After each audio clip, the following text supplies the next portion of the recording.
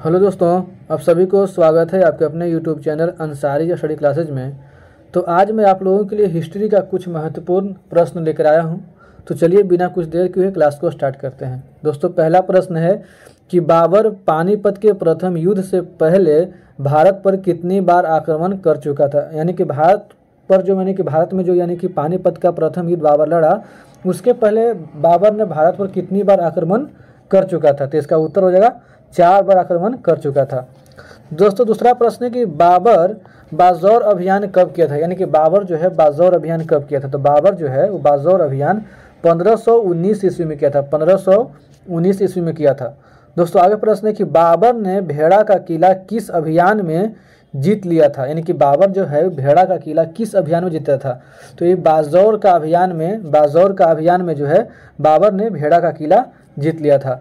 दोस्तों, आगे बढ़ते हैं और आगे प्रश्न है कि बाबर ने सर्वप्रथम बारूद और तोप किसको जीतने के लिए प्रयोग किया था। यानी कि बाबर जो है वो सर्वप्रथम बारूद और तोप का प्रयोग जो है किसको जीतने के लिए किया था। तो ये दोस्तों इसका उत्तर हो जाएगा भेड़ा का किला जीतने के लिए प्रयोग किया था। दोस्तों, आगे प्रश्न है कि पानीपत के प्रथम युद्ध के लिए बाबर को निमंत्रण किसने दिया था। यानी कि पानीपत का जो प्रथम युद्ध है, इसको युद्ध को लड़ने के लिए बाबर को निमंत्रण किसने दिया था। तो दौलत खान लोदी, आलम खान लोदी और राणा सांगा तीनों मिल करके निमंत्रण दिए थे इस युद्ध को लड़ने के लिए। और किससे लड़ने के लिए दिए थे। तो इब्राहिम लोदी से लड़ने के लिए दिए थे। दोस्तों, आगे प्रश्न है कि पानीपत का प्रथम युद्ध कब हुआ था। तो पानीपत का प्रथम युद्ध 1526 ईस्वी में हुआ था। कब हुआ था दोस्तों। 1526 ईस्वी में हुआ था। दोस्तों, आगे प्रश्न है कि पानीपत का प्रथम युद्ध किसके बीच में लड़ा गया था। यानी कि पानीपत का जो प्रथम युद्ध हुआ था वो किसके बीच लड़ा गया था। दोस्तों, यहाँ अकबर लिखा गया, बाबर होगा, मिस्टेक्स लिखा गया यहाँ पर, बाबर होगा। बाबर और इब्राहिम लोदी के बीच लड़ा गया था। यानी कि पानीपत का प्रथम युद्ध किसके बीच लड़ा गया था। तो बाबर और इब्राहिम लोदी के बीच लड़ा गया था। देखिए मिस्टेक से हो गया, इसको सुधार लीजिएगा। दोस्तों, आगे प्रश्न है कि पानीपत का प्रथम युद्ध किसने जीता था। तो पानीपत का प्रथम युद्ध बाबर ने जीता था। किसने जीता था। तो बाबर ने जीता था। यानी कि पानीपत का जो प्रथम युद्ध इब्राहिम लोदी और बाबर के बीच में हुआ, तो इसमें विजयी कौन रहा। तो इसमें विजयी जो है वो बाबर रहा। दोस्तों, आगे प्रश्न है कि पानीपत के प्रथम युद्ध में बाबर ने तोपों को सजाने के लिए किस विधि का प्रयोग किया था। यानी कि पानीपत के प्रथम युद्ध में बाबर ने तोपों को सजाने के लिए किस विधि का प्रयोग किया था। तो उस्मानी विधि, और उस्मानी विधि को रूमी विधि के नाम से भी जानते हैं। यानी कि पानीपत में जो प्रथम युद्ध हुआ था उसमें तोपों को सजाने के लिए बाबर ने उस्मानी विधि का प्रयोग किया था। दोस्तों, आगे बढ़ते हैं। आगे प्रश्न कि इब्राहिम लोदी के चाचा का नाम क्या था। इब्राहिम लोदी के चाचा का नाम क्या था।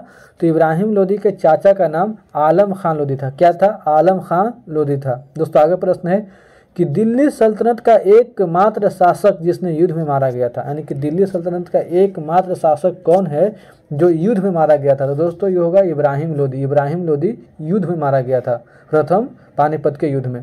दोस्तों, आगे प्रश्न है कि भारत में तोप का प्रयोग सर्वप्रथम किसने किया था।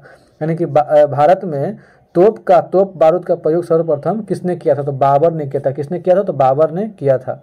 और कब किया था। तो पानीपत के युद्ध में किया था। दोस्तों, आगे प्रश्न है कि पानीपत के प्रथम युद्ध में बाबर की ओर से तोप खाने का नेतृत्व किसने किया था। किसने किया था या कौन कर रहा था। यानी कि पानीपत के प्रथम युद्ध में बाबर की ओर से तोप खाने का नेतृत्व किसने किया था। तो उस्ताद अली खान तथा मुस्तफ़ा खां दो तोपची थे। इन्हीं दोनों ने नेतृत्व किया था। दोस्तों, आगे प्रश्न है कि उस्ताद अली खान तथा मुस्तफ़ा खां कहाँ का रहने वाला था। यानी उस्ताद अली खान मुस्तफ़ा खां जो था वो कहाँ का रहने वाला था। तुर्की का रहने वाला था। कहाँ का था दोस्तों। तुर्की का रहने वाला था। दोस्तों, आगे प्रश्न है कि तुगलमा नीति और किस नाम से जानते हैं। यानी कि तुगलमा नीति है उसको और किस नाम से जानते हैं। तो उसको जो है कि अर्धचंद्राकार नीति के नाम से भी जानते हैं। तुगलमा नीति को अर्धचंद्राकार नीति के नाम से भी जानते हैं। दोस्तों, आगे बढ़ते आगे प्रश्न कि बाबर का पसंदीदा शहर कौन था। यानी कि बाबर का पसंदीदा शहर कौन था। तो बाबर का पसंदीदा शहर काबुल था। आप इतिहास पढ़िएगा तो यह इसका क्या नाम है कि अकबर जब आता है, बादशाह बनता है, तो अकबर ने जो यानी कि बाबरनामा को यानी कि अनुवाद कराता है इसमें तुर्क भाषा से, यानी कि इसमें फारसी में। तो उसमें यानी कि अब्दुल रहीम खाना ने मतलब बताता है कि बाबर का पसंदीदा शहर काबुल था, तो फिर इसकी कब्र को यहाँ से उठा करके काबुल लेके जाया जाता है। दोस्तों आगे प्रश्न है कि आगरा से काबुल लेके जाया जाता है।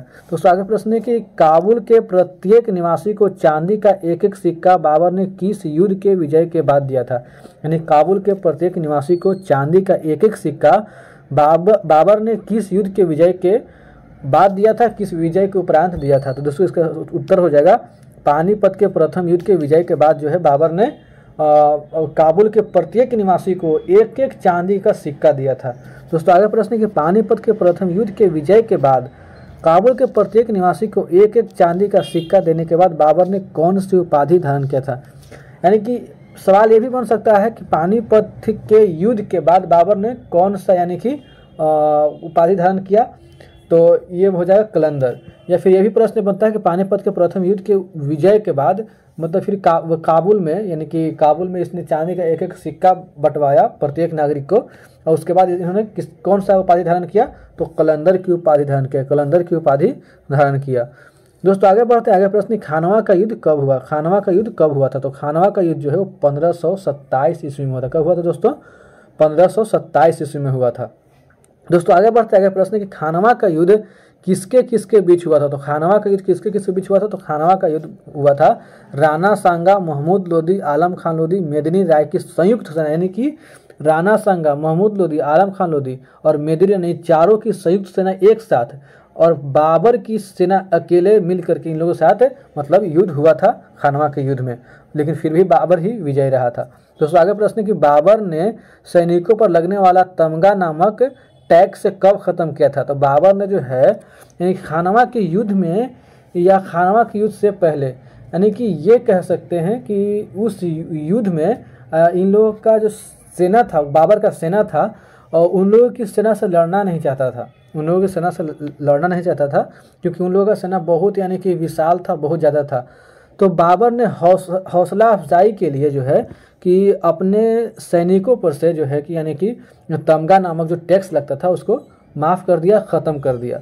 तो मतलब बाबर ने सैनिकों पर लगने वाला तमगा नामक टैक्स कब खत्म कर दिया, तो खानवा के युद्ध में या खानवा के युद्ध से पहले। तो जाहिर सी बात है कि युद्ध के जस्ट पहले मतलब इसने जस्ट पहले या कुछ समय पहले मतलब 1-2 दिन 4-10 दिन पहले माफ़ कर दिया था।